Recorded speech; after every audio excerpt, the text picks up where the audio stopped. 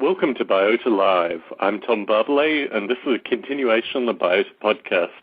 For more information on the Biota podcast, check out biota.org/podcast. Well, we have two callers on the line, so I'll bring in Bruce Damer first because I know his number. Hello, Tom. How are you this week? Very good, very good. Lots to talk about this evening, and gosh. We have a number of callers now. The switchboard has lit up. Hello, first caller. Is that Travis? It is Travis Savo. Oh, Travis, wonderful to talk to you again. So we have two additional callers. Zann? Hi, Zann. How are you? Good to talk to you. Nice to be on the line. And we have a fourth caller. Hello, this is Ed from Indiana. Oh, hi, Ed. How are you? I'm doing good. Are you a long-time listener? I think you're on the Facebook group, aren't you? Yeah, I've listened about a few months now. Wonderful. Good to have you on the line this evening. So, as you're probably all familiar, we have some news and notes, and then we'll get into this evening's topic. We have two episodes coming up. The next one next Friday, August 29th, 8 p.m. Pacific. Artificial life isn't just genetic algorithms. Now, Bruce in part inspired this topic, but also through my chapter surveying of nature-inspired informatics, I found the bleeding edge with regards to genetic algorithms and genetic programming is about, well, as you'd expect, probably 15 to 20 years past Dawkins and Carl Sims. And I think there's a lot of additional exciting stuff in genetic algorithms and genetic programming, but in addition to that, some discussion with regards to things that aren't genetic algorithms but are still artificial life. And the following Friday, September 5th, 8 p.m. Pacific, Spore Till You Snore. The launch of Spore will be going on that day, and it's a working title, Spore Till You Snore. We will be covering everything to do with Spore in terms of an artificial life perspective, also a lot of background history, a lot of interlinking. I hope to have Steve Grand on. And, it's going to be very interesting. Obviously, there will be a lot of Spore coverage leading up until September 5th. I've certainly already started that via the Grayson blog. However, on September 5th, we will have an extended discussion with regards to Spore, how it fits into the artificial life community, some of the background history with regards to artificial life components that may be in Spore, and just a general Spore-related discussion. So, Travis, it's been a while since you were last on the call. I realized that you did a demonstration last night with regards to augmented reality. Could you give some discussion to what you've been doing since you last were on Biota Live? Well, certainly. It's funny because the last time I think I was on Biota Live, I was also giving a demonstration at Mindshare. I had last night returned to Mindshare to give a demonstration on augmented reality, which is a technology that I'm working on with Robert Rice from Neogen Studios, who you've had on your podcast before. So it's a multidisciplinary event where a bunch of speakers come and kind of talk about the interesting things that they're working on, and you pay $25 or $30 at the door to get in, and there's an open bar, and there was about 250 people there, and as a result of that, we've got some very interesting people talking to us about some of the projects that we're working on.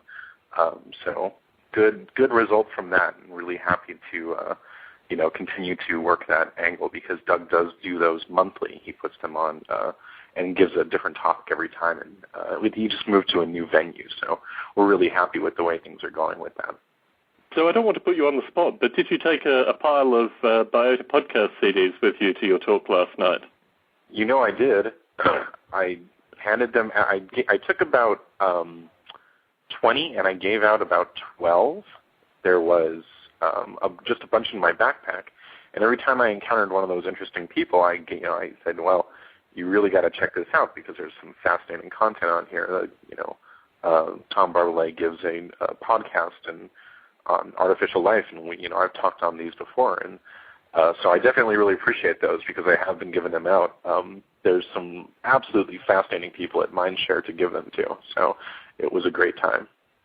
And I think this can probably lead into the Grayson-related news because certainly both LA and New York, and we'll get Ed to talk a little bit about Indiana in a moment, but I mean the movement in LA currently with regards to Grayson, can you give some discussion to what's been going on? Well, I've seen a bunch of talk on the mailing list. There's been a lot of upsurging of the community for more events, and I've actually started working with a nonprofit organization called the National Organization for Business Community Development.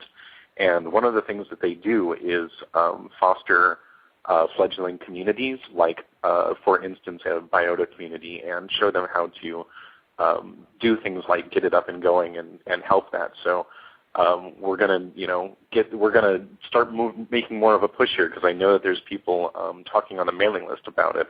I need to get more familiar with the details of any efforts that are currently happening. But I know that we're going to make something happen here real soon. And in your travels coming up, Bruce, are you going to be going to LA over that time? I'm going to LA, but unfortunately not at that time. But I definitely want to catch an LA Gray Thumb soon. Yes, I think it could probably work out where an informal get-together would coincide with your trip to LA, if that was possible, because certainly the feedback that's come through the mailing lists recently, and I'd like to send a special shout-out to Brian Allen in particular. His team at UCLA is doing amazing work that vents into artificial life in a wide variety of other areas, including psychology and basically augmented reality. I mean, exactly what you're talking about currently, Travis. So there's a lot of interesting folk in the LA area. And Bruce, as you're on the call as well, characterize the discussion that's been going on in New York currently with regards to Gray Thumb, New York. Well, I think I'm definitely going to be there in the middle of October, and there's just a vibrant community of people from NYU and independent labs and the Dorkbot community to draw from. And so the Manhattan, New York area, the Institute for Advanced Studies, a lot of schools. It's probably pretty ripe for that. I know Adam said he would come down from Boston for an inaugural meeting. And Ed, as this is your first time on the podcast, would you like to give some introduction and also pitch the potential for Gray Thumb, Indiana? Sure. Right now I'm just, I'm a lone engineer. I'm kind of working on bioinformatics at the local Lilly Pharmaceuticals. So I met a few other engineers there, and we're working on pharmacogenetics and a few other areas that I work in. And right now, just finding people has been very interesting. I haven't found really anybody that's responded to many emails other than this Biota podcast. So Indiana's kind of a weird place. I joined the PHP users group, and we had about 4 people there. And it's been kind of hard to find people who are interested in doing extra stuff, kind of playing with the artificial life area. So it's been interesting. Yeah, it's a difficult time currently because obviously it's summer for Bloomington, but Larry Yeager is a founding father, someone who's carried artificial life for a number of years through Polyworlds at Apple and now in teaching at Indiana. So I think when Larry gets back and is teaching in probably the next couple of weeks, you'll certainly see an uptake in correspondence, and obviously Larry's team and the students that surround Larry obviously have an interest in artificial life and most definitely will have an interest in a local Gray Thumb. So that may bring in a swell of interest, and it's probably just because it's the end of an academic summer that we haven't seen much correspondence in that regard. Can you talk at all about some of the research and the simulations you're doing in terms of flu HIV spread? Can you talk about that at all? So that's mostly my own little project that I'm working on. I know another guy from IUPUI, a professor there, and we've kind of just shot around ideas. How does the flu work, and how does the lower physics of a lot of biology work, and how do we put that into a piece of software that can generate and then mutate it. So right now we don't have anything built yet, but we have ideas. I could say we're at that point. We have a lot of ideas, but we're just trying to say, well, how do we put that into real code and have it run? I don't know if Travis worked with Justin Lyon specifically on this, but I know Justin Lyon was involved with epidemic simulation. And Travis, do you know anything more about Justin's work with regards to epidemic simulation?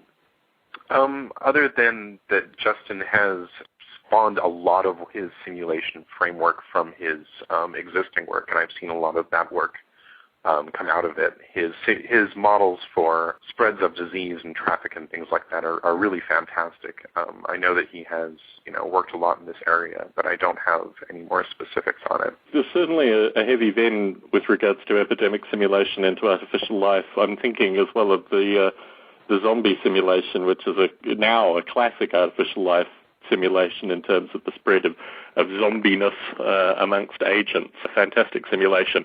So other Grey Thumb-related news, this coming Tuesday, August 26th, at SRI International in Menlo Park, will be, I believe, either the fourth or the fifth meeting of Grey Thumb Silicon Valley San Francisco. Biota Live's own Scott Davis will be on talking about his Mars simulation project, and this is something which I asked Scott specifically to discuss at a Grey Thumb, because I think there's a lot of potential with regards to John Cumbers and Scott and potentially other folk at Grey Thumb San Francisco Silicon Valley getting together and simulating artificial life on Mars.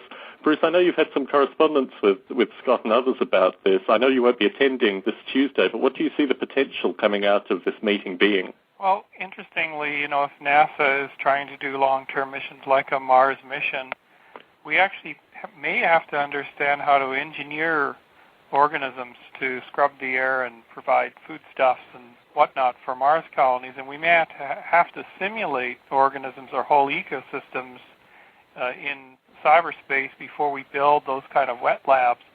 And that's an interest that both certainly John Cumbers and others have at Ames, and so does Pete Warden. And I know that Zann Gill will also talk about that when we get to that. Certainly. So just to finish up that news, the official meeting starts at 7 p.m. However, there is a meeting or an informal get-together and I guess a meal at Barone Cafe at 6 p.m., which is 5 minutes walk from SRI. You need to get in contact with Osher Yadgar at SRI. You can just send me an email, tom@noble8.com, if you'd like to attend, and I'll forward it on very promptly to Osher so he can get a sense of the numbers. I had such an overwhelming response with regards to reading out the Grey Thumb chapters that are starting up currently and already active. I'm going to do it again very rapidly. Obviously, there is Grey Thumb San Francisco, Silicon Valley, and even if you travel through these areas, please get in contact with me and I'll forward you on to the coordinators, even if there are informal get-togethers that, could happen as you are traveling through. These kind of communities are always interested and excited to meet new people. So, Grey Thumb San Francisco, Silicon Valley, Grey Thumb Boston, obviously as a monthly meeting, but also informal get-togethers, as Bruce has talked about in previous Biota Lives. Grey Thumb London, there is some discussion with regards to forming a core group in Grey Thumb London. So if you're in the London area and you may have heard some of the audio with regards to Grey Thumb London, but you haven't yet attended, if this is something that interests you, please contact me and I'll forward you on to the Grey Thumb London folk. Grey Thumb Benelux, also known as the Netherlands, Belgium and Luxembourg. I haven't heard any more from Gerald de Jong with regards to when the next meeting will be, but it's sometime next month. So get in contact with Gerald directly at darwinathome.org, all one word. Grey Thumb Brighton, interesting Grey Thumb movement. There was some discussion with regards to London and Brighton joining up, but obviously with Iman Harvey in the area and his team, the largest artificial life-related student group in the world, according to Jamie Matthews. So an interesting group that could be forming in Brighton. We've discussed Grey Thumb LA. We have Travis on the line. We've discussed Grey Thumb Indiana, and we have Ed on the line. We've discussed Grey Thumb New York. Grey Thumb North Carolina. I know Travis mentioned Robert Rice. He is going to be one of the founding members with regards to North Carolina, the Greensboro Rayleigh area of North Carolina. Grey Thumb Melbourne, as in Melbourne, Australia. There are a number of folk in the Melbourne area that are listeners to Biota Live and artificial life interested, so please get in contact with me and I'll forward you on to the various folk in Melbourne. And last but not least, they're listening to us live in Second Life currently. I'd like to send a special shout-out to Dick Gordon and folks who are listening. Have you actually been to the Second Life location, Bruce, where they hold the Grey Thumbs and listen into Biota Live? I have not, I must admit, and for an Avatar guy, that's pretty shameful. It's one of the few Grey Thumbs you haven't actually attended. That's right. So we'll need to rectify that in the near future. Before I continue, I just wanted to say a shout-out to Dr. Dave of Shrink Wrap Radio. I forgot to mention last week's show, Dr. Dave is the origin of Biota Live. Obviously, his Shrink Wrap Radio Live was instrumental in starting Biota Live. I'm going to play a new promo from Dr. Dave at the end of this podcast, which is inspired by Bob Dylan, and my parents met at a Bob Dylan concert, so I have a particular connection with that. Dr. Dave is also referenced in the Dick Gordon Book Project, which is an interesting overlap because that's also the first time Shrink Wrap Radio has ever been referenced in a book of any form. So I received a lot of feedback from the last show, and I'd like to send a particular thanks and a shout-out to all the folk that contacted me and asked to remain anonymous. It's always difficult doing a solo show, getting a sense of whether I'm actually gelling with the community, and certainly the feedback from the community was that I was gelling with them. Some interesting correspondence from John Klein, who allowed me to name him. He's working with a new startup. There may actually be some interesting bends with regards to what Travis is talking about as well. But he, too, has a very positive outlook with regards to the future of artificial life, although we're not all millionaires driving Porsches. Currently, he seems to think that we will be able to change things from the inside by joining startups, by motivating artificial life-related development through all we are doing, and that has certainly gelled with regards to the Biota lives to date.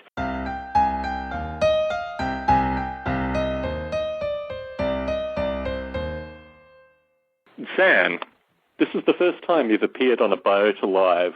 Would you like to give some introduction to who you are and how you got interested in artificial life? Well, I'm Zann Gill, and I first really became interested in artificial life when I was working at NASA Ames Research Center, and a biologist whom I was interviewing about his creative process and the way that they were simulating protein folding, basically, the biophysics group. And he said, I think you would really be interested in this artificial life work. And he handed me probably half a shelf full of his books and said, keep it as long as you need them. And I think I kept them maybe 2 years. But that was about 10 years ago. And so that was the beginning. Took me a while to actually get to an A-Life conference, but I kept reading the A-Life proceedings and realized that there was a very strong parallel between what the A-Life community was working on and the kinds of problems that A-Life was uniquely positioned to address and the questions that I was working on having to do with transposing an evolutionary model to look at human cognition, human intelligence. You've given an introduction that certainly a contemporary artificial life practitioner could understand perfectly. You have currently, is it one book or 2 books that are about to be published? Well, it was one book, but it became such a mammoth project, and because the nature of writing the book was that it was itself an emergent discovery process. In other words, it wasn't as if I said, I know it all, now I'm going to sit down and make my outline and write this. In fact, it took me a much, much longer time than that to write it because the process of writing was an emergent discovery process. And so I was writing this one book, and it just became bigger and bigger. And actually, originally, what is now the second book, What Daedalus Told Darwin, was actually the original book, and I think is the book that is more aligned with artificial life. But when I got to NASA 10 years ago, I realized that The Origin of Life was an ideal case study for a lot of the things that I was talking about. And so I began to rewrite the book using The Origin of Life as my case study. And at some point I realized it was just too big and too ambitious, and I really needed to separate it into 2 books, one book which of life, and the other one, the that I had been writing prior to that, which really focuses on evolution. So exploring the idea of the Minotaur and the maze for a moment, can you talk a little bit about kind of Greek classical philosophy and how that merges with artificial life? Well, maybe I would choose to start with Daedalus, since Daedalus appears in my title, though I really see 3 mythical characters, and this is going to be another book that I will write someday, but 3 mythical characters, namely Oedipus, Daedalus, and Theseus, as forming a triadic archetype that really has not surfaced yet. And I think that because of the great talent of Sophocles as a playwright and his focus on Oedipus and his 3 plays about Oedipus, and then, of course, the great talent of Freud as a psychologist, and Freud was really an artist as well as a psychologist, so he also then gave this great stature to Oedipus. And so in some sense, Oedipus became the archetype of our culture, I would say, the primary archetype of our culture. And the other 2, Daedalus and Theseus, were really neglected. So just the brief summary, Oedipus is the one who murdered his father and married his mother. That's probably the simplest summary of Oedipus. But the significant thing about Oedipus was that he was a very upright, moral man who committed these acts because he did not know who he was. In other words, he didn't know who his father was. He didn't know who his mother was. And so you see this, that's the tragedy of Oedipus, this lack of self-knowledge. And Oedipus is in the play, Sophocles beautifully frames the play where Oedipus is discovering who he is. And of course that was what so intrigued Freud. But Oedipus is the archetype for analysis, the analytical mind, digging down, and really the archetype for reductionist science. So the archetype that we have tended to ignore is Daedalus, who is, I would say, is the archetype for artificial life, because he's the synthesist, integrating, building up. And I maintain this is the reason the title of my book is What Daedalus Told Darwin. I think that the misinterpretation of evolution comes from our cultural, analytic, reductionist science mindset, where we have taken half the story and neglected the synthesis, half of the story. And that's really the fundamental argument of my book. And the third character, Theseus, is the archetype for courage and innovation, and the fact that the creative process is not just about analysis and synthesis. It's also about having the courage to reach beyond what's known and take a risk. So there's a running theme through your work, which is with regards to intelligent design versus evolutionary emergence, and you describe this as being pervasive. Can you give some discussion to that? You are saying intelligent design versus evolutionary emergence. That's the counterpoint that you... Through our correspondence and also through listening to your previous discussions, you're saying that these two counterpoints are pervasive in current dialogue. You have some analysis with regards to this and also some slight disagreement with this. Can you explore that a little bit more? Slight is a very nice, understated way of putting it. Well, I think that there are three critical words in the English language that we need to reclaim. And those three words are collaboration, design, and recognition, as in pattern recognition. And that's why I resonated so much with Dick Gordon's podcast, where he talked about the importance of perception and recognition in artificial life. That is the key argument of the book that I'll be talking about at NASA Ames October 7th, If Microbes Begat Mind, on the origin and synthesis of life. Because I maintain that the fundamental, if you ask what begat what, then that's the what I'm playing with in this title, If Microbes Begat Mind, because I'm also looking at is the precursor question. In other words, we tend to about what the basic question is. And oftentimes if you say, well, wait a minute, is that the basic question or is there a question?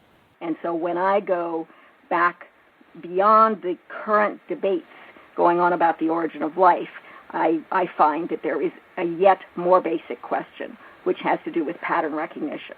And pattern recognition is then fundamental to both the origin of life and to evolution. And of course, the other two words, collaboration and design, going back to your counterpoint of intelligent design versus evolutionary emergence, I maintain that if we reclaim that word design, then design is the principles of design are the way that we explain how self-organization occurs and life's own role as autonomously designing itself, and that is the other half of the explanation of how creativity and evolution occurs. In other words, we tended to assume that all the creativity was in the environment selecting what worked, and that the random mutation was the way that new variations came about. But even Darwin himself was not satisfied with that explanation. As Dick Gordon noted, it's what you rest your definition of life as being primarily. How do you characterize life? How do you define it? Well, I've had great fun with that, and actually I have a whole chapter on the debates around defining life. And I love some of the ideas that Bruce Damer has. We've actually been brainstorming about this for, I guess it goes back 7 years, when we first wanted to start an Is It Alive competition, and I was at NASA Ames at that time. And we felt that, and perhaps competition is the wrong word, because again, people tend to slip into the conventional paradigm where you're competing for a fixed goal or a fixed criterion of what it means to win.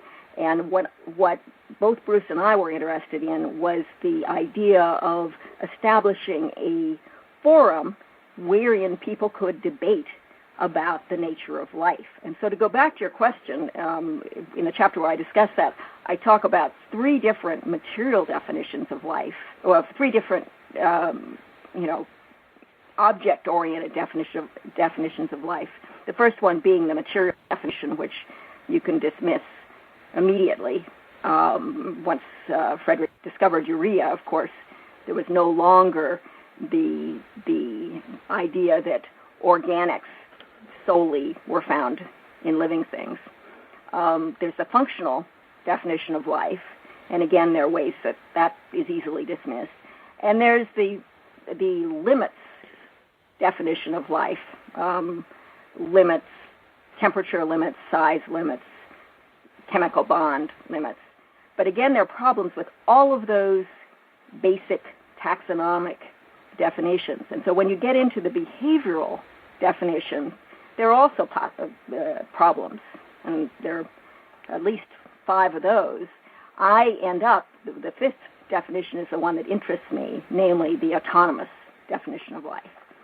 As we have the benefit of Ed on the line, as someone who deals obviously with life in some regard through Lily, what is your definition of life in this context, Ed? I go along with, the gene recreates itself, and the life is based on, a message, and then it recreates itself through the cells and on, and just replicates. And then the other parts, they're there, but I mostly focus on that area, so it's the only part I'm kind of focused on. But the interesting thing with that is there is some strange dialectic between, it's not just the winners but also the losers that constitute life. And if you look purely at the genetics, you miss the kind of counterpoint between, winning and losing in some regard, and sometimes the losers go on to win in a few generations and all these kind of things. Bruce, I hear you chapping at the bit. What is your definition of life in this context? I was just rereading Steen Rasmussen's 6 or 7 points defining what define a living system, and that's in Artificial Life 2 in the summary, in the wrap-up. And I'm realizing, we had a conversation with Zann earlier today, that if there's any value to doing some kind of an Evo grid, one of the huge results of that would be to come up with working definitions for living systems, and we're really characterizing living systems. When I went to see Richard Dawkins 7 years ago, this is what got his imagination the most. And that time I was talking about a prize competition, because Zann and I were about to talk about that a lot. But it really comes down to, if you have a cooperative framework where people are building simulations that cooperate and send objects back and forth, that's a definitional framework, and that could be a huge and valuable output for biology and philosophy of such an exercise. So obviously Professor Dawkins wouldn't want to talk about intelligent design in the contemporary context with regards to that, but Zann, in your idea of kind of recapturing the term design, how do you see that fitting together? Well, could I just go back to Ed's comment and add a little something to that? Because I think this question of whether the definition of life lies in the genes, in other words, the genetic information, or in the expression of those genes. And, of course, there is the literal genetic expression, but there's also the behavioral expression of how life lives. And so that's where I see the really interesting opportunity to look at how we might extend our definition of evolution.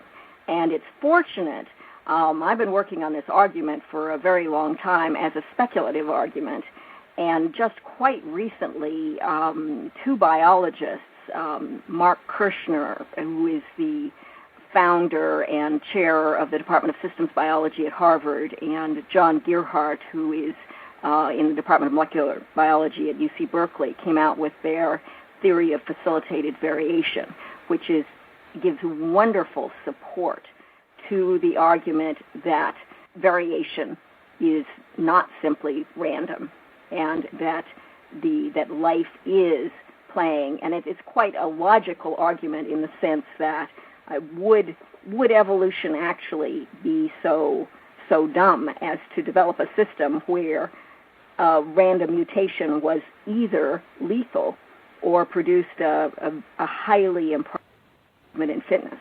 I mean, wouldn't it be more likely that evolution would have a lot of tolerance, a lot of play, and they have this concept called weak linkage, really a design concept. So I'm coming back to your question, that design is fundamentally inbuilt into the processes of how life adapts to the environment and also molds its environment. So it's this coevolutionary type of concept, which I think that A-life is uniquely positioned to explore.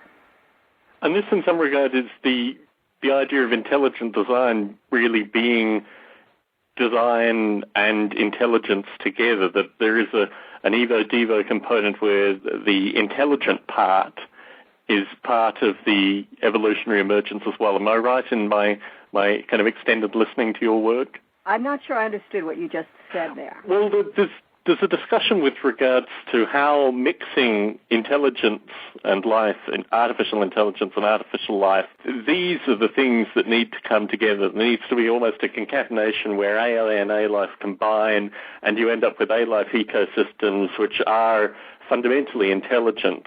And whether you use genetic modeling methods or whether you use epigenetic modeling methods or whether you use new life cycle modeling methods, is this where this design that you're talking about with regards to evolutionary processes come from, or is there something even more implicit that I'm missing here?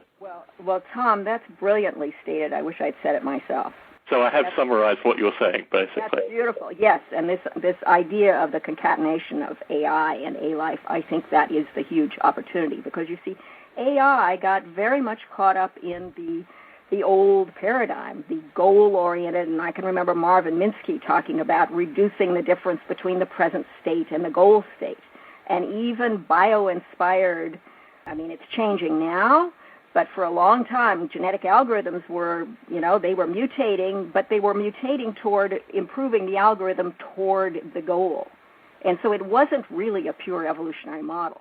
So as we have Travis on the line, in terms of your discussion with regards to the Pinocchio function, has that moved on in some regard? And is this really what Zann is talking about in terms of the mixing of intelligence and life in this kind of hybrid A-life? Absolutely. As far as in terms of her context of, what is life and these different verticals which you can apply to that definition, and which one is the right answer, I think the answer is yes, right? Life is all of those things, and the eventuality of harnessing that is what I'm, very focused on. It's interesting because Zann's work is very focused on kind of describing the process and approaching it from more of a pragmatic, approaching it from more of a systemic process, and decoupling the process from the organism or the actuality.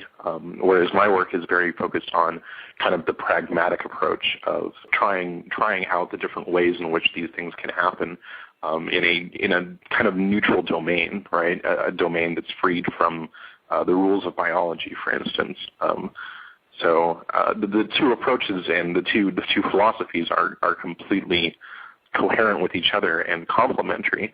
So it's interesting, to hear deconstruct these processes more and talk about the eventuality of the artificial intelligence mixing with the artificial life is the ultimate future. And the reason for that is because artificial intelligence really relies on a top-down approach. And that's, kind of what Zann was talking about, the difference between the current state and the goal is that top-down approach to solving a problem, where artificial life uses more of a bottom-up approach, where you kind of build a framework for building more frameworks, right? And this continues to beget more frameworks and beget more frameworks of increasing abilities, which is more of a bottom-up approach that can continue to go. It doesn't ever hit the floor like a top-down approach does, right? So Daedalus, as the obsessive designer of the maze to hold the Minotaur, is fundamentally a bottom-up metaphor, isn't it? Yes, absolutely. Well, what I find really intriguing, of course, about Daedalus is that each solution that Daedalus creates becomes his next problem. So his first major accomplishment was the great biotechnology disaster of helping Queen Pasiphae build an artificial cow so that she could seduce the white bull of Poseidon, which led to the birth of the Minotaur, half bull, half man. And when the Minotaur grew into a menace, then Daedalus was called upon again to build a cage for the Minotaur, which became the famous labyrinth, this architectonic symbol of mind. But again, he was imprisoned in mind of his own when King Minos suspected that he had been an accomplice in the creation of the Minotaur. So then came his third invention, the invention of the wings. So it was this constant play of opposites, creating a problem, solving the problem, which creates the next problem, which solves. He would be a wonderful candidate for the next Sophocles, for the next great tragedy. But I wanted to go back to, Travis made some really good points. Can I just insert something else along those lines of artificial intelligence and A-life? Because I think it's interesting, there's starting to be this movement and interest as a result of Werner Vinge's paper that he delivered at NASA in 1993, which grabbed hold of the imagination of Ray Kurzweil and a number of people. His paper called The Technological Singularity. The singularity generally being understood as the moment when computers exceed human intelligence. And so it's the ultimate, grand artificial intelligence vision. But what is interesting, if you look more closely at Werner Vinge's paper, the part of it that has been forgotten, is that he said there are several different ways that this might come about. And so it's not just the big top-down idea that people typically remember, but he also suggested that large computer networks and their associated users may, quote-unquote, wake up as a superhumanly intelligent entity. Now, that's the Internet effectively harnessed and perhaps harnessed with an artificial life framework, something like the EvoGrid. A second point that he made was that computer-human interfaces may become so intimate that users may reasonably be considered superhumanly intelligent. And I think that's a second challenge for A-Life, because the obvious thing that A-Life simulators can do is to build cute little systems with little critters running around, and nobody's really going to care too much about that. The challenge where A-Life can make a huge contribution is if A-Life designers can build systems that humans can interact with, so that humans can enter those systems, and that's where, and you can see how Bruce's various interests fit together, because he's been interested in virtual worlds in which humans participate, right? And so that's where A-Life meets virtual worlds, and you start to explore the intersection of the human player with the artificial system. And of course, that's the great challenge NASA faces in designing missions into space. It's just going to let these things go and have no further contact with them. The scientists and the engineers are in contact, and they are giving commands. But at the same time, the robots have to be able to act on their own for periods of time.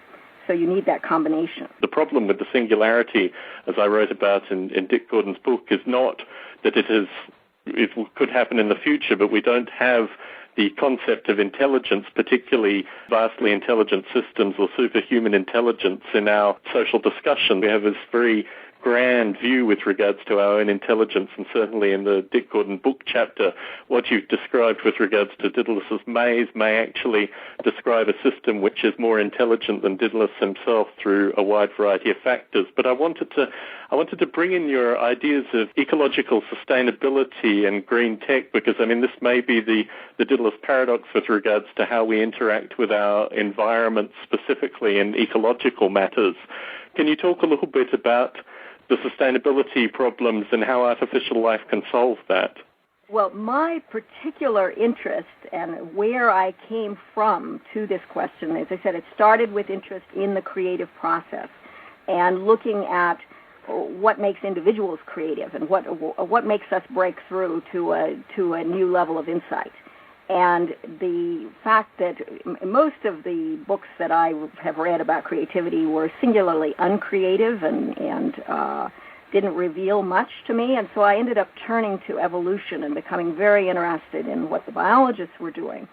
And then also thinking that if you looked at a group mind working on a problem, you could see the process of concept formation and the breakthrough to a new level of insight that you could not observe in an individual mind that is destroyed in the process of observation effectively.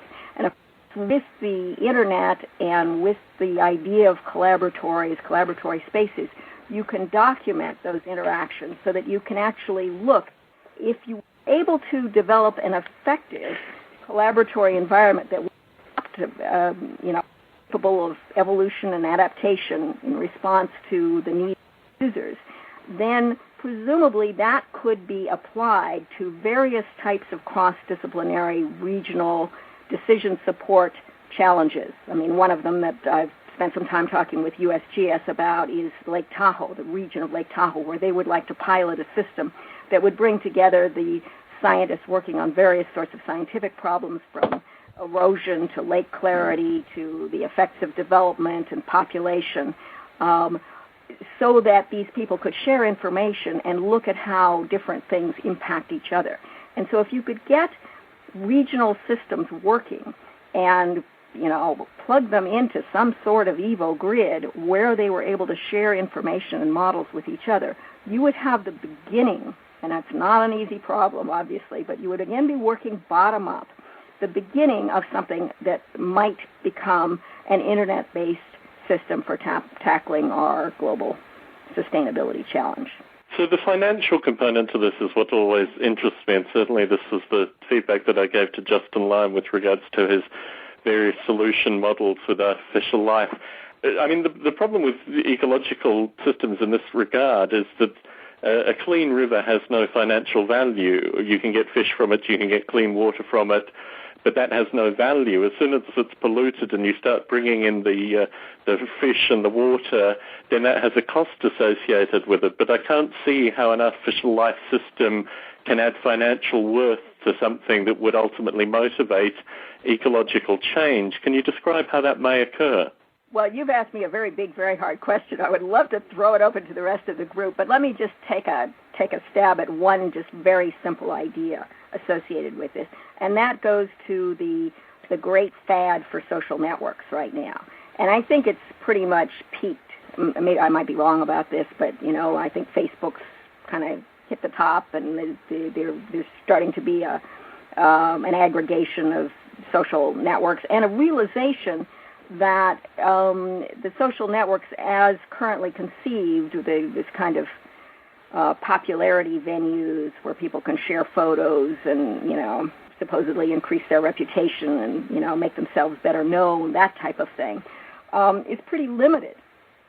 If they were to go to the next step and you were to have some sort of synthesis across the idea of social networks and, of course, the great contribution that the Wikipedia makes, and a more focused problem-solving linkage, in other words, where you had specific problems, built social networks around them, and had a kind of Wikipedia opportunity to share, and the motivation that people currently have to join social networks to connect with other people. I think that might be a way to begin.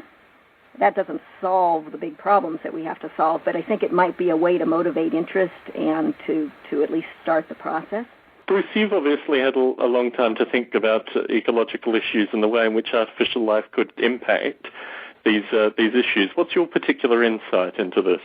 Well, I think that there's something deeply philosophical about this, because if in the 21st century we produce simulators that are powerful enough with million-core processors, simulators powerful enough that they can simulate a complete chemical medium, and within that medium we just simply run time fast, and we get organisms that say by the mid-century we spin into atoms and pop them out the end of a pipette into a chemical solution, and they swim away. It's a profound, more than anything about cleaning the air or providing food or whatever. If that was done, it would teach us so much about our place in the universe. For example, it would show that the universe has the innate property to generate life. We may find out that it's really hard to, even in a ramped-up simulation, to create something, an environment that allows something to emerge. And we might actually come to an appreciation, just as with the Apollo 8 shot of the Earth from the moon when they're in that December of 1968, when that thing swims out into solution, if that ever happened, we'd find out to our amazement how amazing life is, because we'd see something emerge from scratch, but that we would also realize how precious it is, and that if it actually is, it just emerged without a hand guiding it. We're an amazing planet, an amazing race on that planet. We have a responsibility to keeping it safe and allowing it to continue. Certainly. I mean, I think for like-minded folk that is the collected vision, but if I had a question for Professor Dawkins, it would be, how do you convince the other people that science is good and whole and capable of doing that? Because certainly part of this intelligent design debate, if there is such a thing, relates really to the fundamental trust of science and scientists, and ultimately that is a problem which no doubt will be discussed in future Biota Lives at great length. Travis, do you have a question for Zann, or do you have an idea you'd like to put out? A couple, if I may, real quick. First of all, Zann had said that social networks had peaked. I think that, as far as growth is concerned and acceleration of growth, definitely social networks have peaked. As far as their utility and their ability to change our world, I think that they are in their infancy of their ability to really affect, change. And it's interesting that she brings them up, because they are, in fact, a great example of a system that is undergoing an evolutionary process right before our eyes. Survival of the fittest, the change in mutations that come through in the form of all the different applications and the things that survive and the things that don't. It's one of those tools that absolutely helps us to also undergo one of our own evolutionary process of becoming better at being a society and a ground-faring race that is rapidly growing and expanding, our growth and our needs, our pressures on this planet. And through organization and through education and through the utilities of social networks which can enable that, and through the further modeling and understanding and using of the processes that we do have to understand the future problems that we are facing, I think that the future is bright so long as we do care, as long as we do apply these things to cleaning up the environment and to taking care of that in 50 years we're still going to have an environment that we can live above ground in. I did want to ask more about Zann's book. Is it published already? No. Hopefully it's almost there. Okay. But not till next year.